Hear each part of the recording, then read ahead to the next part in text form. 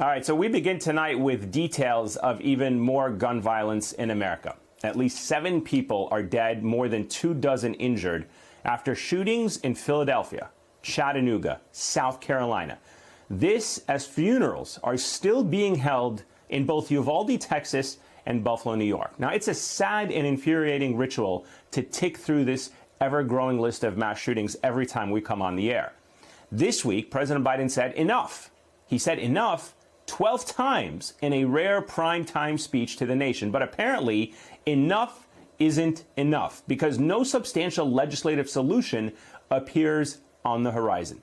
The president believes there are some, quote, rational Republicans who might be willing to address the scourge of gun violence. And Senator Mitch McConnell got some favorable headlines when he suggested a willingness to work with Democrats on this. But don't be fooled. He's had a decades-long history of blocking gun control. This is not the first mass shooting that he's been involved in. The Washington Post provided a detailed list of times he spent working to, quote, delay, obstruct, or prevent most major firearm restrictions from being approved by Congress.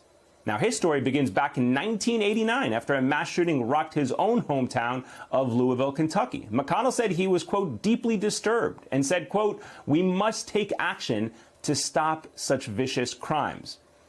But then he followed it with a now familiar phrase for the Republican Party. We need to be careful about legislating in the middle of a crisis. And McConnell has been nothing but consistent when it comes to making that same talking point over the years.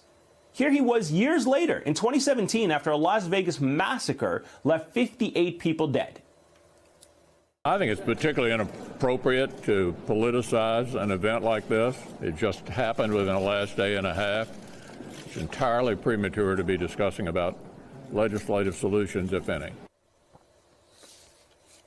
And after Uvalde, Texas, McConnell made no mention of guns or any possible legislative solutions, but he did declare himself sickened and outraged, thank you, and said, quote, words simply fail. I agree, Senator. Words fail in exactly the same way all attempts to protect Americans from gun violence fail whenever you are in the room.